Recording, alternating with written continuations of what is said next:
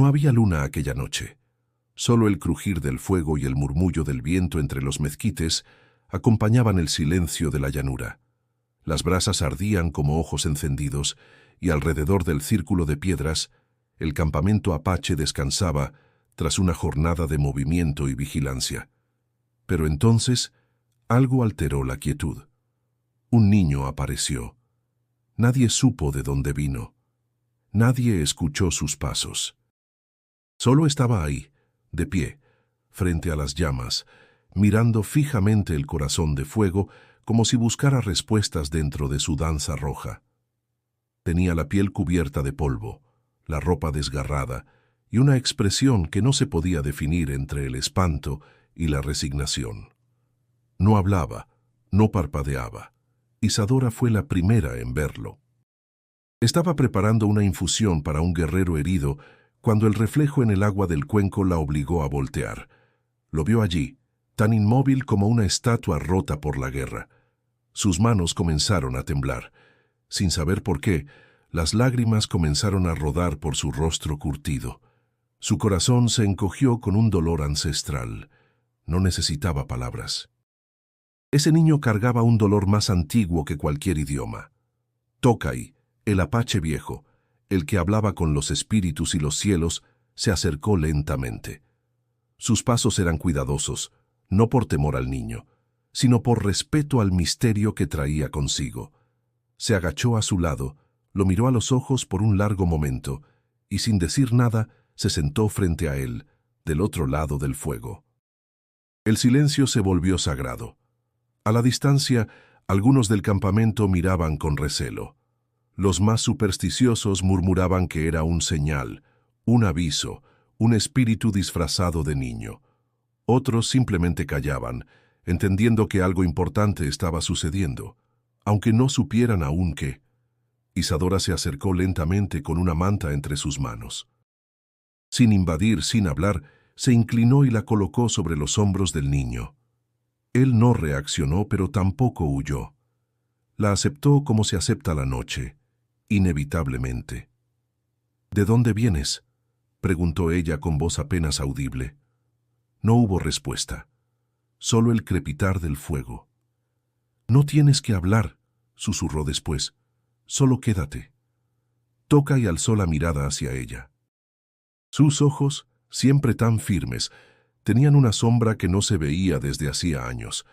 Entendía más de lo que decía, y en ese silencio compartido se estableció un pacto invisible. Horas más tarde, cuando el fuego se convirtió en brasas y el niño aún no había dicho palabra, Isadora regresó a su rincón, pero no pudo dormir. Algo en ese niño la removía por dentro, como si sus recuerdos hubieran sido arrancados de la tierra para mostrarse en forma humana. Recordaba a su hijo. Recordaba la noche en que lo perdió. El fuego también estuvo presente entonces. Mientras tanto, el niño permanecía allí, mirando el fuego como si en su danza ardiente pudiera encontrar los fragmentos de una historia perdida. Y si tú que estás escuchando esta historia, quieres descubrir qué secretos esconde ese silencio y cómo este niño cambió el destino de todos los que lo rodeaban, suscríbete al canal ahora mismo.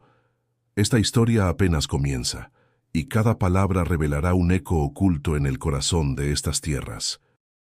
Cuando la noche alcanzó su punto más profundo, una figura felina apareció brevemente al borde del campamento. Un jaguar negro, silencioso, casi irreal, observó al niño por un instante y desapareció entre los matorrales. Tokay, aún despierto, lo vio. Cerró los ojos y murmuró algo en su lengua ancestral. El fuego ha hablado. Nadie entendió lo que quiso decir. Nadie, excepto quizás el propio niño, que alzó la mirada por primera vez y cruzó los ojos con Tokay, y aunque no dijo una sola palabra, en ese cruce de miradas algo fue transmitido. Una promesa, una advertencia, o tal vez una historia aún no contada. El viento cambió de dirección.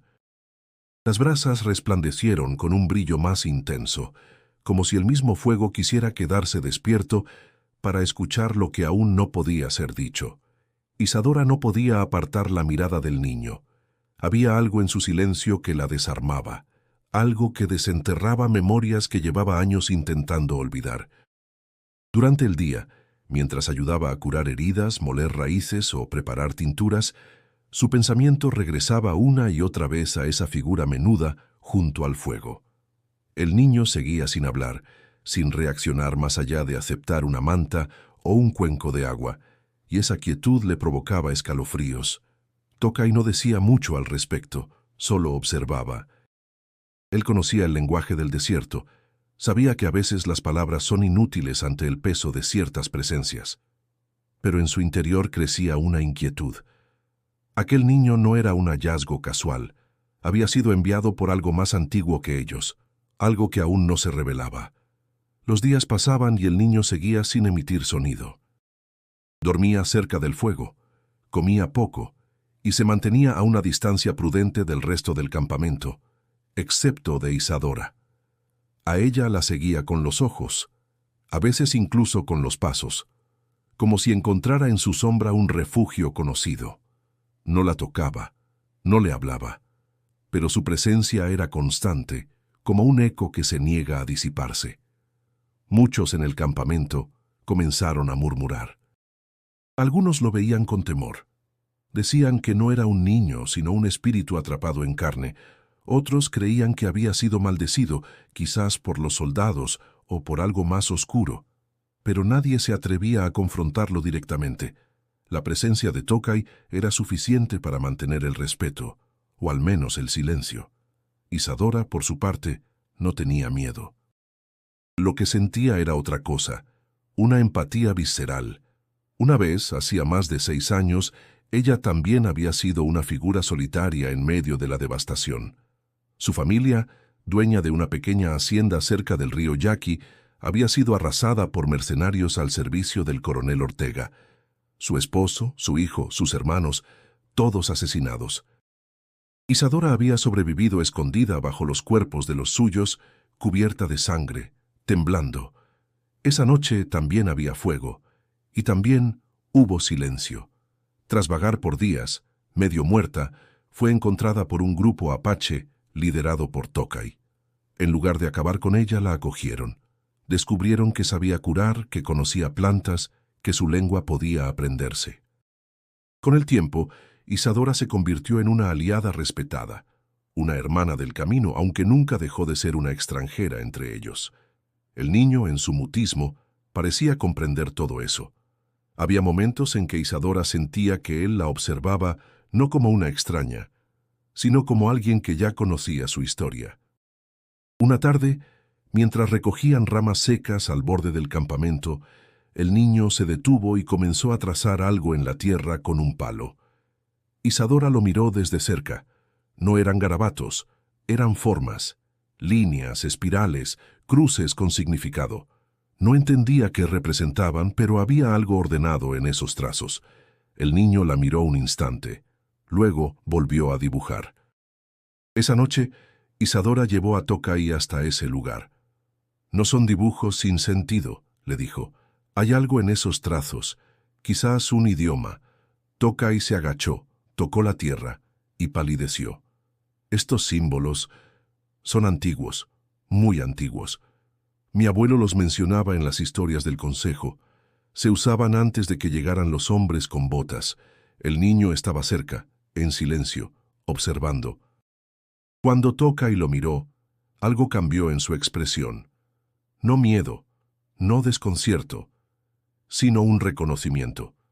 Como si ambos entendieran, sin necesidad de decirlo, que compartían un mismo origen. A partir de esa noche, Tokay dejó de verlo como una amenaza. Lo trataba con la reverencia que se da a los elegidos, aunque no lo dijera en voz alta. El resto del campamento notó el cambio y la desconfianza comenzó a desvanecerse lentamente. Pero no todos estaban tranquilos. Un joven guerrero llamado Shino, impulsivo y resentido por las pérdidas recientes, cuestionó la protección del niño. «¿Qué pruebas tenemos de que no fue enviado por los soldados?», decía a escondidas. «¿Qué sabemos de él?». Tokay lo escuchó, pero no lo reprendió. Sabía que los temores no se apagan con gritos, solo con tiempo o con revelaciones, Y mientras los rumores se arrastraban como serpientes bajo las piedras, el niño, aún sin decir una palabra, comenzaba a grabar su presencia en cada mirada, en cada susurro del viento, en cada trazo sobre la tierra. Lo que nadie sabía aún era que su silencio estaba por romperse. Las noches en el desierto son frías, pero aquella tenía un peso diferente. Isadora despertó agitada, su frente cubierta de sudor, a pesar del viento helado que cruzaba las tiendas. Había soñado con fuego, no con el fuego del campamento, sino uno que devoraba todo: árboles, casas, cuerpos. En medio de las llamas, el niño la miraba fijamente, sus labios cerrados, sus ojos encendidos como brasas vivas. Y detrás de él, una sombra alargada con forma de jaguar observaba en silencio. No era la primera vez que lo soñaba. Esa criatura, oscura y elegante, aparecía una y otra vez en sus pesadillas, siempre junto al niño. La primera vez pensó que era coincidencia. La segunda, un reflejo de su propio trauma. Pero ahora sabía que había algo más, algo que se escapaba de lo racional. Desde hacía días el jaguar había sido visto cerca del campamento. Nadie lo oía llegar, nadie lo veía irse, solo quedaban sus huellas. Algunos decían que era un espíritu guardián, otros un mal augurio. Tokay, por su parte, no hablaba del tema. Solo ofrecía tabaco a las cenizas y dejaba ofrendas cerca de los árboles. El niño parecía saber cuándo el jaguar se acercaba. Levantaba la mirada antes de que alguien notara la presencia. Lo seguía con los ojos hasta que desaparecía. Una vez, Isadora lo encontró de pie al borde del campamento, observando fijamente la oscuridad, como si esperara que algo regresara. Durante el día, el niño continuaba sin hablar, pero sus acciones empezaban a adquirir patrones.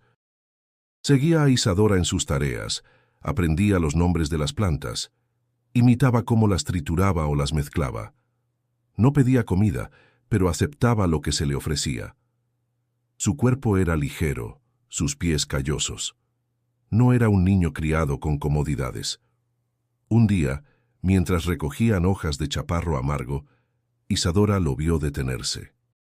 El niño cerró los ojos y extendió la mano sobre un pequeño montículo de tierra. Allí, enterrado apenas, había un fragmento de cuero decorado con cuentas de colores. Lo sacó con delicadeza y lo sostuvo con fuerza. No dijo nada, solo lo guardó contra el pecho. Isadora lo miró en silencio, sabiendo que ese pedazo de cuero venía con una historia que aún no estaba lista para ser contada.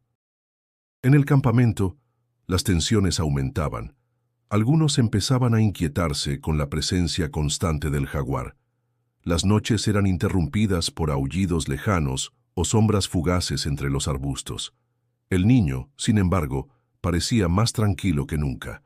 Incluso dormía mejor, a veces sonriendo en sueños, como si algo invisible lo protegiera. Tokay lo observaba con atención. Una tarde, mientras fumaba en silencio, lo llamó por primera vez.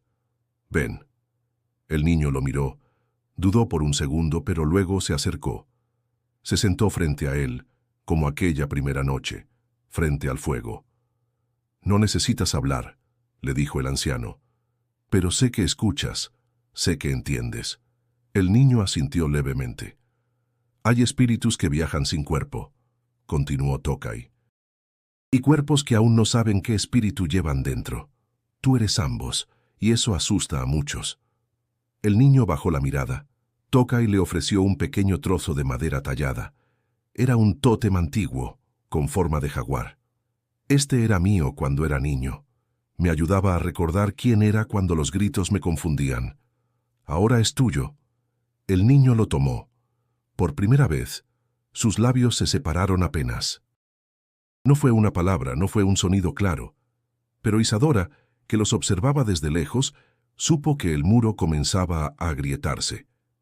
Esa noche, una tormenta de arena azotó el campamento. Las tiendas se sacudieron, los fuegos se apagaron. El niño desapareció por unos minutos y el pánico se apoderó de Isadora. Lo buscaron entre el polvo, llamando su nombre, aunque aún no tuviera uno. Finalmente, lo hallaron sentado al borde del barranco, mirando hacia el horizonte cubierto de partículas doradas. En su mano apretaba el tótem de jaguar. Cuando volvió con ellos, sus ojos ya no eran los mismos. Ya no había solo miedo. Había decisión. Las sombras se movían en la arena. Algo se acercaba. No sabían aún qué, pero la calma antes de la tormenta ya se había instalado. El silencio del niño ya no era vacío. Era espera. La noticia llegó con el polvo. Un mensajero sin aliento cruzó las colinas con los labios partidos y los ojos desorbitados. Se derrumbó al llegar, pero antes de perder el conocimiento, alcanzó a pronunciar un nombre que muchos habían intentado olvidar. Ortega. El campamento se congeló. El coronel Agustín Ortega, conocido por su crueldad hacia los pueblos del norte, había iniciado una nueva campaña de limpieza bajo órdenes del gobierno central. Pero todos sabían que no necesitaba órdenes. Disfrutaba del poder. Su rostro era sinónimo de humo, acero y gritos apagados, el mismo hombre responsable del exterminio de la familia de Isadora. El mismo que ofrecía oro a cambio de sangre apache. Tokay reunió al consejo. Hombres y mujeres hablaron con tensión. Algunos querían quedarse y resistir, otros huir y esconderse. Pero Tokay conocía la estrategia del coronel. Arrasar primero, preguntar después. No había refugio que durara más de una luna si Ortega lo marcaba como objetivo. Isadora escuchaba desde fuera del círculo. Sus manos apretadas. El nombre de Ortega le desgarraba las entrañas, como si su pasado sangrara otra vez. No podía evitar mirar al niño, sentado en silencio, ajeno en apariencia, pero con la mirada fija en las llamas. Esa noche, Tokay tomó la decisión. Nos moveremos hacia el norte, cerca de las cuevas del Peñón Rojo. Allí el terreno es nuestro aliado. El coronel no conoce esas rutas. El movimiento debía ser rápido. Empacaron solo lo esencial. Se deshicieron de objetos que hicieran ruido. Apagaron los fuegos antes del amanecer. Ni los niños lloraban. Era como si el silencio se hubiera contagiado del niño sin nombre, cubriendo a todos como un manto invisible. Durante la marcha, el niño caminaba sin quejarse. Su resistencia sorprendía a los más fuertes. Isadora lo vigilaba constantemente, temiendo que se perdiera, pero él parecía conocer el camino mejor que nadie. Incluso señalaba atajos sin pronunciar palabra. Fue entonces cuando comenzó a trazar símbolos en la tierra nuevamente, esta vez sobre rocas o en la corteza de ciertos árboles. Tokay lo observaba de lejos, y un día decidió seguirlo. Lo encontró frente a una gran piedra plana grabando con una rama afilada. Cuando vio los símbolos, su cuerpo se tensó. Esto es lengua antigua, no solo es apache, es anterior, murmuró, más para sí que para el niño. ¿Dónde aprendiste esto? El niño no respondió. Solo dejó la rama y se alejó caminando. Tokay llevó el mensaje al consejo. El niño ha escrito la profecía del sur, la que habla del regreso del fuego que camina. Dijo, ninguno de nosotros ha visto esos trazos desde hace generaciones. No puede ser casualidad. Algunos se inquietaron, otros se arrodillaron. La profecía hablaba de un tiempo de caos, de un niño marcado por el silencio que anunciaría el renacer del espíritu del jaguar.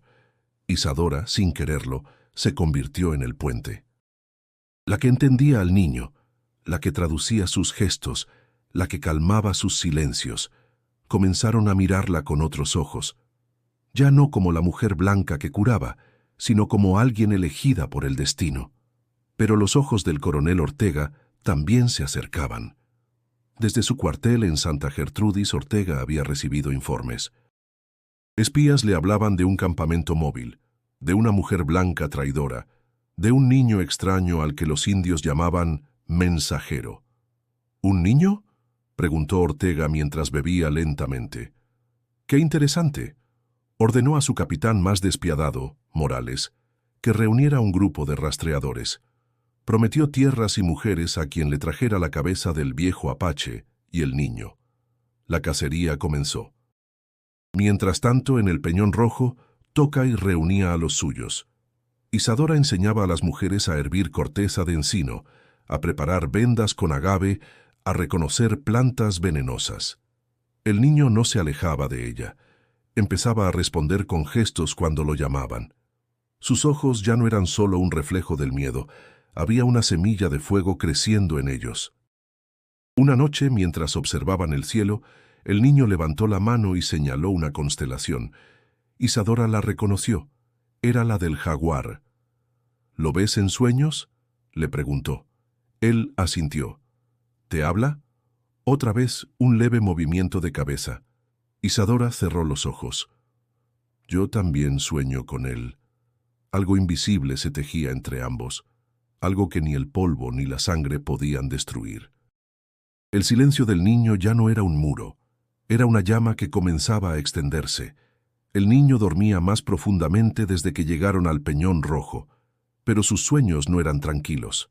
Las manos se cerraban con fuerza sobre la manta, los labios se movían sin emitir sonido, y a veces sus ojos se abrían de golpe, como si despertara dentro de otro tiempo.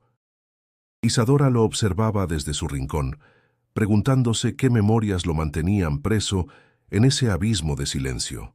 Una tarde, mientras el viento cruzaba los riscos con silbidos largos, el niño se alejó del campamento. Isadora lo siguió con distancia prudente. Lo vio detenerse junto a un árbol retorcido, sus raíces expuestas como venas.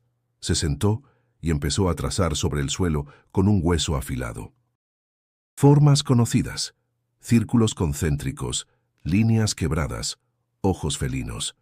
Isadora se acercó. Él no la miró, pero tampoco se detuvo. Siguió dibujando hasta que sus dedos quedaron cubiertos de tierra. ¿Lo viste?, preguntó ella suavemente. El niño levantó la mirada. Sus ojos estaban enrojecidos pero secos. Todo, murmuró. Fue apenas un susurro, pero Isadora sintió que el mundo se detenía. Era la primera palabra que salía de su boca desde que lo encontraron. ¿Qué viste? El niño bajó la vista. Fuego, gritos. Mi madre... Tragó saliva. Mi padre. Isadora se arrodilló junto a él, su corazón acelerado. ¿Dónde?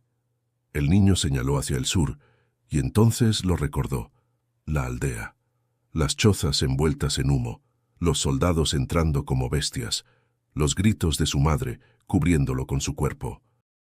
Las botas manchadas de sangre, el olor de la carne quemada, él corriendo entre los cuerpos, escondiéndose bajo una carreta rota, esperando, llorando sin hacer ruido, luego caminando durante días, sin rumbo, hasta ver una fogata en medio de la nada.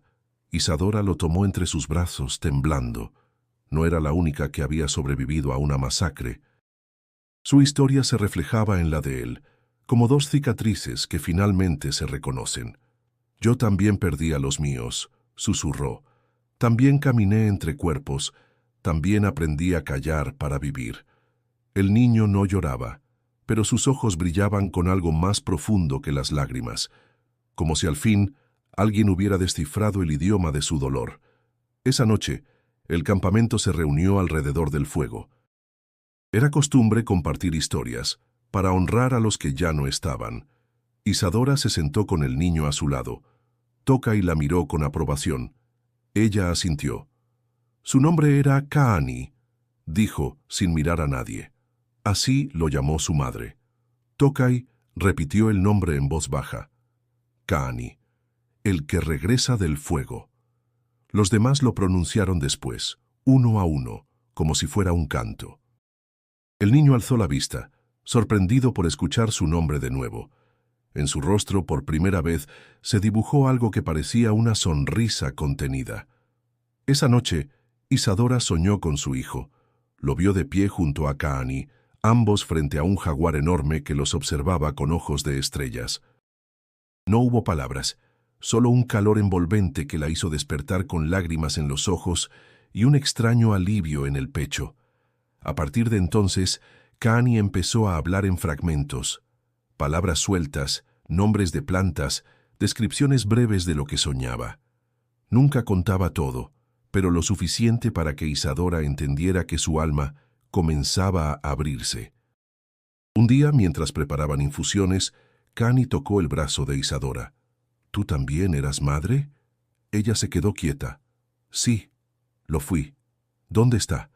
Isadora respiró hondo. En el fuego, como los tuyos.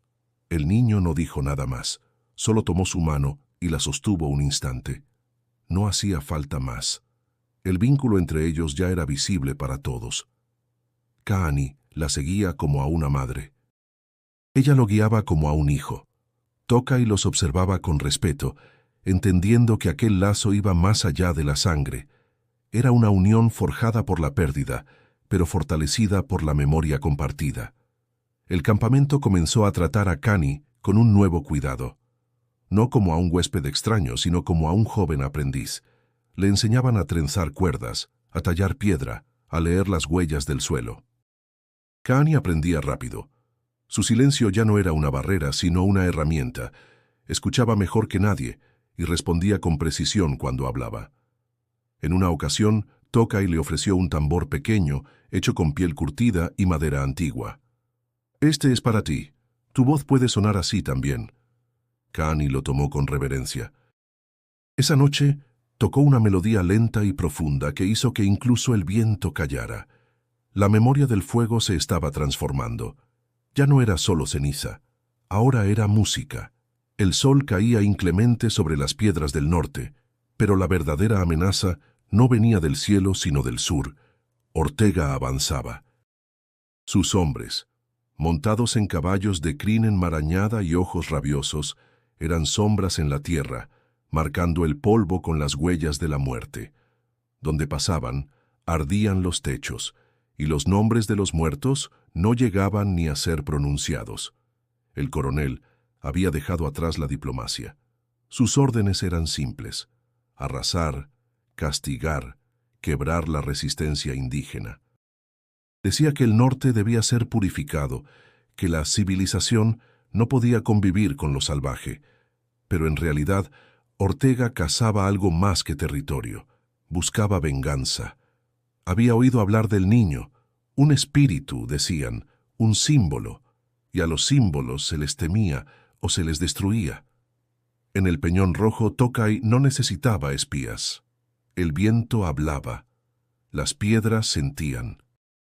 Sabía que Ortega se acercaba y que su llegada no traería tregua. Por eso llamó a consejo.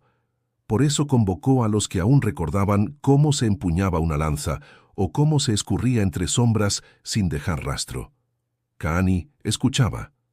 No hablaba mucho, pero estaba presente. Cada instrucción, cada gesto, cada estrategia ancestral era absorbida por su mente como si ya viviera dentro de él. No era como los otros niños. Había en sus ojos una gravedad antigua, una urgencia que nacía de la pérdida. Isadora, mientras tanto, organizaba a las mujeres, enseñaba a hervir raíces de gobernadora, a fabricar vendajes con cortezas, a aplicar barro frío sobre las quemaduras. También enseñaba a defenderse con cuchillos, piedras o astucias. Ya no era la mujer herida que había llegado años atrás. Era un pilar, una guía. La tensión crecía. Algunos guerreros querían atacar de inmediato, emboscar a Ortega antes de que llegara. Pero Tokay sabía que eso sería un suicidio. El coronel venía con artillería.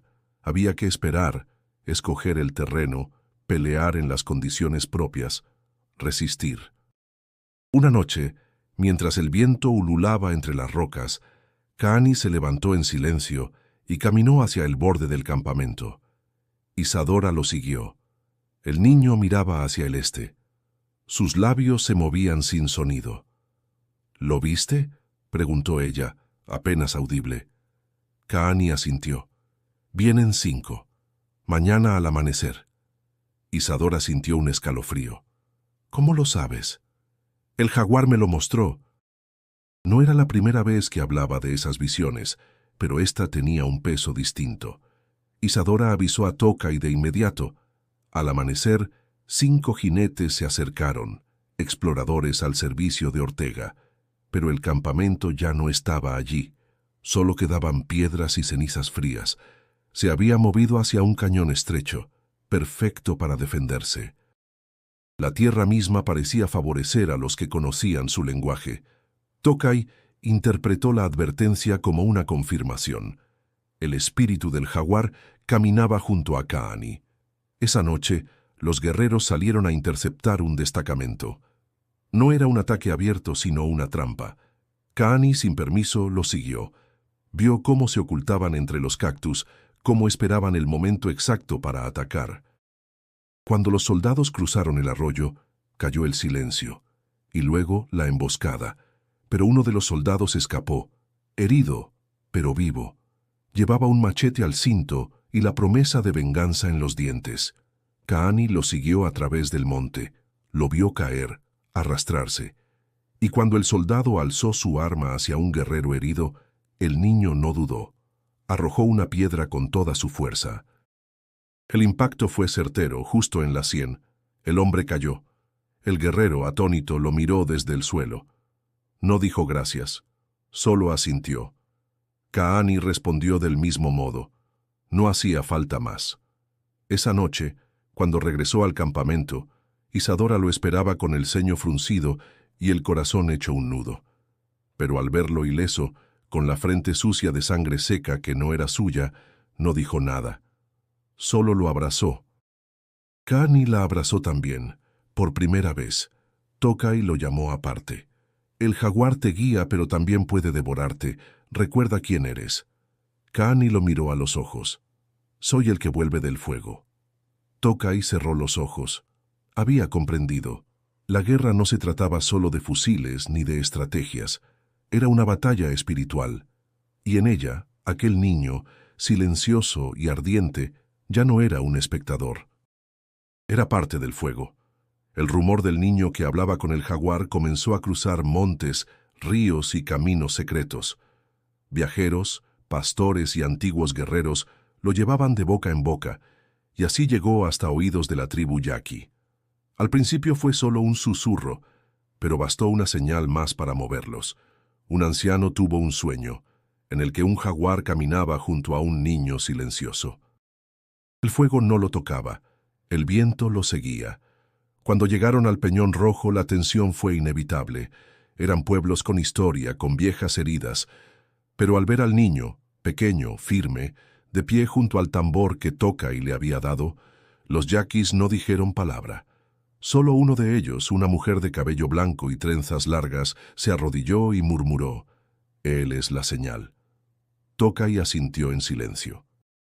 No hubo ceremonias grandiosas ni palabras altisonantes. La alianza fue sellada con el tacto. Manos extendidas, miradas profundas, tambores tocando al unísono.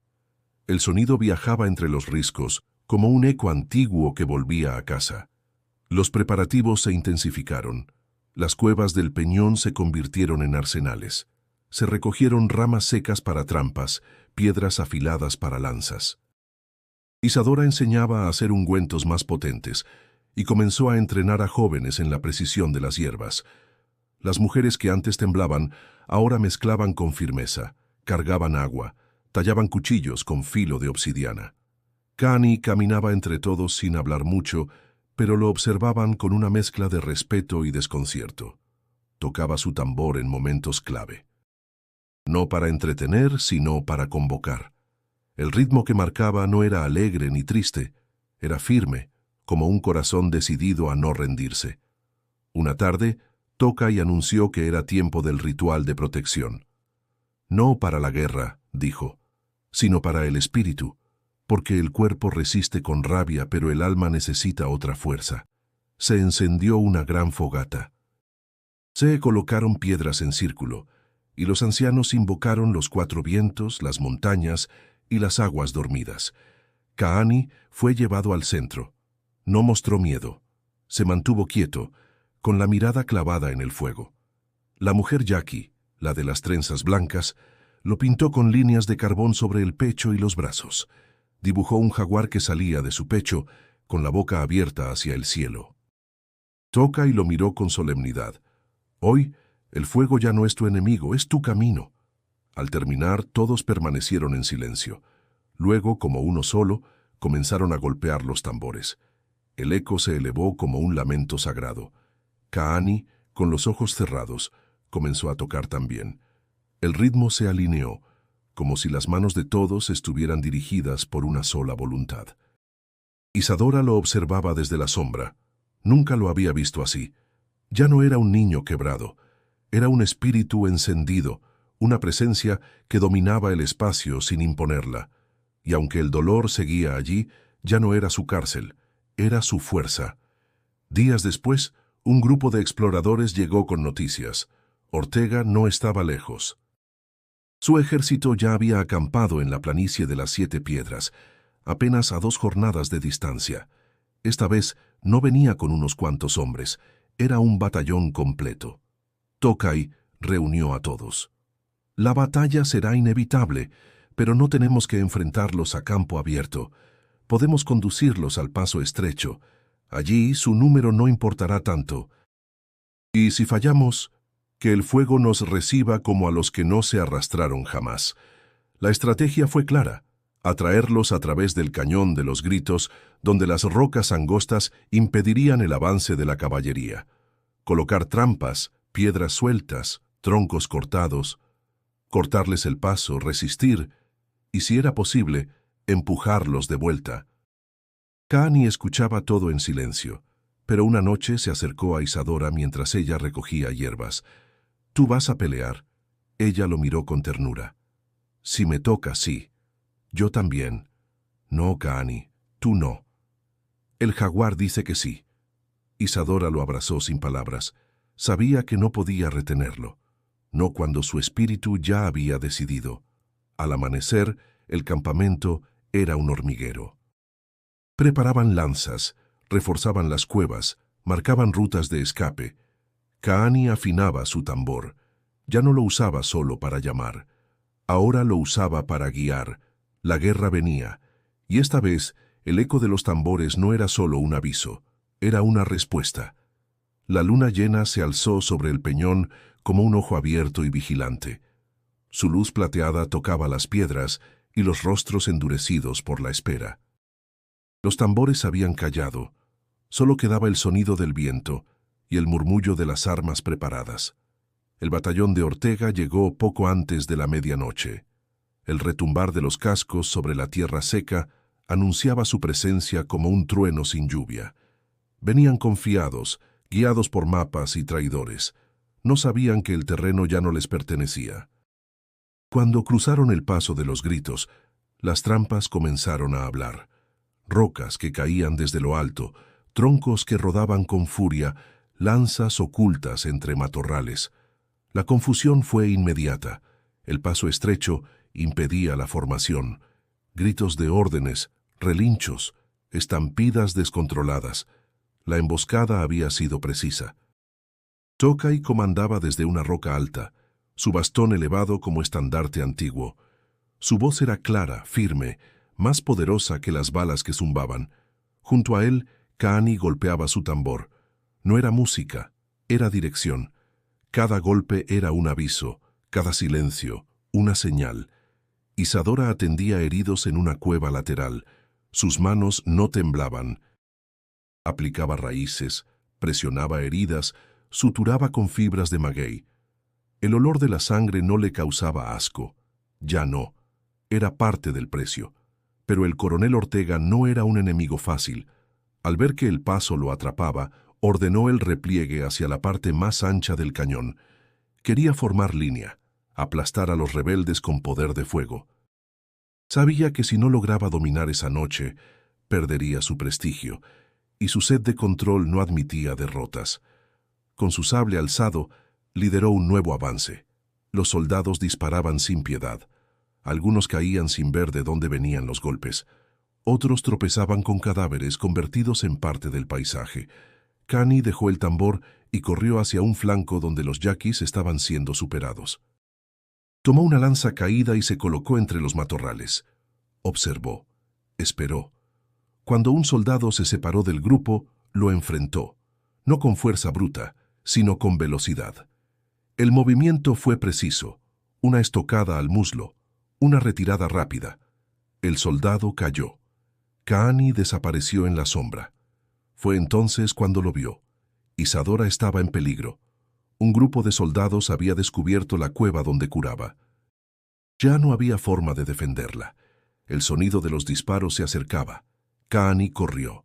Tomó un atajo entre rocas, desvió su camino por un risco angosto, raspando sus brazos sin detenerse. Llegó justo cuando uno de los soldados levantaba su fusil hacia la entrada de la cueva. Sin pensarlo, gritó. Fue la primera vez que su voz rompía el aire con fuerza. El grito desvió la atención del soldado. Isadora aprovechó para lanzar una piedra que impactó en su rostro. Otro guerrero apareció y terminó la amenaza. Kaani cayó de rodillas, exhausto, jadeando. Isadora corrió hacia él. Sus brazos lo envolvieron como si quisiera protegerlo de todo el horror que aún quedaba. «Gracias», susurró ella. «Gracias, hijo». La batalla continuaba. La sangre empapaba la tierra. El rugido de la guerra no daba tregua. Tokay desde lo alto seguía luchando, pero sabía que su tiempo se acercaba. Una bala perdida rozó su pecho. Otra le atravesó la pierna. Aún así, no cayó. Siguió alzando su bastón, gritando en su lengua, llamando a los ancestros, hasta que lo vio. Ortega mismo. El coronel avanzaba entre los suyos como un dios de guerra. Su sable brillaba a la luz de la luna. Al ver a Tokay, lo señaló. «Ese es». «Mátenlo». 3 soldados corrieron. Tokay se mantuvo de pie. No huyó, no imploró. Cuando la lanza de uno de ellos lo alcanzó, solo dijo una palabra. «Kaani», y cayó. El silencio duró un instante. Kaani sintió el golpe en el alma. Corrió hacia donde estaba el cuerpo. Lo encontró tendido, los ojos aún abiertos, la boca serena. Se arrodilló. «Te escuché». Tomó el bastón de Tokay. Se puso de pie. Y en ese momento, los tambores volvieron a sonar. No los suyos, todos. Desde distintos puntos, como si la tierra los golpeara desde adentro. Era la señal, la contraofensiva. Los yaquis atacaron con furia. Los apaches avanzaron desde las rocas. Ortega, al ver el desorden, gritó por retirada. Pero ya era tarde.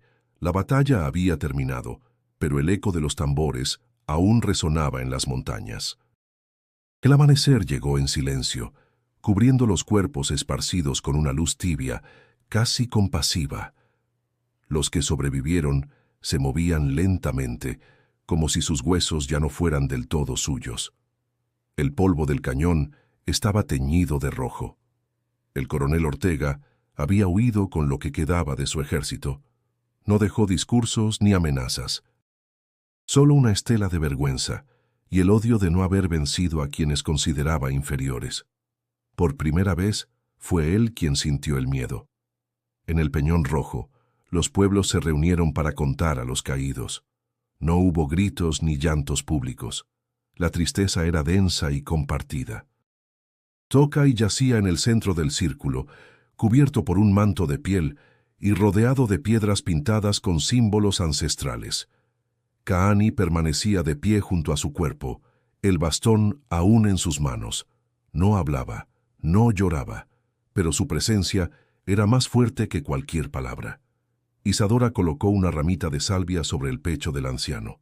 Sus dedos temblaban, pero no por miedo, era respeto. Era despedida. Él te vio antes que todos, murmuró a Kaani, y tú lo escuchaste sin que hablara. El funeral fue sencillo. Se encendió una fogata silenciosa. Se cantaron canciones viejas, de esas que solo se susurran cuando el alma no encuentra consuelo. Luego los cuerpos de los otros guerreros fueron colocados alrededor, formando un círculo de honor. El jaguar apareció al borde del campamento. Nadie se acercó, nadie gritó.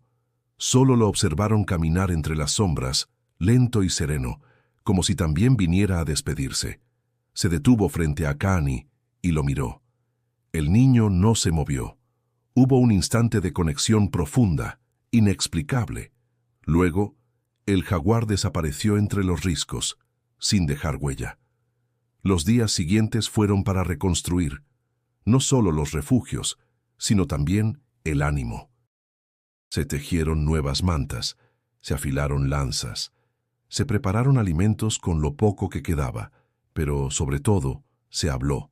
Se habló de los que murieron, de los que resistieron, de los que escaparon, y se habló de Kaani. Los yaquis decían que su tambor había guiado la victoria. Los apaches, que era la encarnación de una antigua promesa. Algunos lo miraban como un líder, otros como un niño marcado por el destino. Pero Isadora lo miraba como su hijo, no de sangre, sino de camino. Kaani seguía siendo silencioso. Pasaba mucho tiempo solo, sentado junto a las brasas o caminando por los senderos altos. Dibujaba en las rocas, tocaba melodías breves, pero ya no era el niño tembloroso que apareció frente al fuego. Era otra cosa, algo que crecía desde adentro. Una tarde, Isadora lo encontró frente a la misma piedra donde antes había trazado sus símbolos. Esta vez hablaba en voz baja. No para ella, sino para el fuego. Contaba lo que había vivido. Cómo vio morir a sus padres. Cómo caminó durante días. Cómo llegó a ellos. Cómo toca y lo entendió sin exigirle nada. Cómo el jaguar lo acompañó en sueños. Y cómo ahora, por fin, sentía que el fuego ya no lo quemaba. Ahora me habla, dijo sin girar. No me asusta. Isadora se sentó junto a él. ¿Y qué dice? Que hay más como yo, que aún no han llegado, que debo quedarme. Ella asintió. Entonces nos quedamos.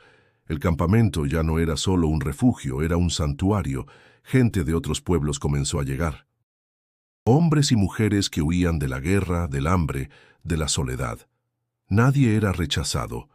Todos traían cicatrices distintas, pero la misma necesidad, encontrar un lugar donde no tuvieran que esconderse. Kaani era parte de la bienvenida. No hablaba mucho con los recién llegados, pero estaba presente. Mostraba los caminos, ofrecía agua, compartía fuego. Y cuando alguien llegaba con ojos rotos, les enseñaba a golpear el tambor. No por ritmo, sino por memoria. Así no se olvida, decía. El jaguar siguió apareciendo de vez en cuando. A veces al amanecer, otras al anochecer. Nunca atacó, nunca se dejó tocar.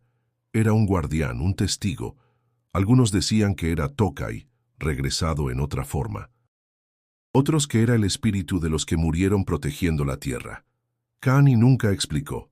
Solo sonreía con respeto cuando lo veían.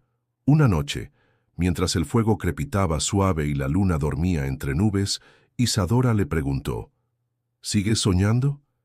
Sí, pero ahora el fuego es un amanecer. Y en su voz había paz. El tiempo no volvió a ser el mismo después de la batalla. No porque se detuviera, sino porque su ritmo cambió. En el Peñón Rojo, los días eran lentos y necesarios. Las heridas cicatrizaban, las historias se compartían alrededor del fuego, y el silencio ya no era señal de dolor, sino de escucha. Kaani ya no era visto como el niño extraño. Era guía, aprendiz, hijo adoptivo de muchos, símbolo de algo que no se podía nombrar fácilmente. Caminaba entre los árboles con la calma de quien no busca más respuestas, sino caminos. Su tambor ya no llamaba a la guerra, sino a la memoria. Isadora lo observaba con una mezcla de orgullo y ternura. Sabía que no lo había salvado, solo le había abierto un espacio donde pudiera salvarse a sí mismo, y en ese proceso ella también había sanado. La culpa, el vacío, la orfandad, todo había encontrado sentido en esa conexión que el fuego selló sin palabras.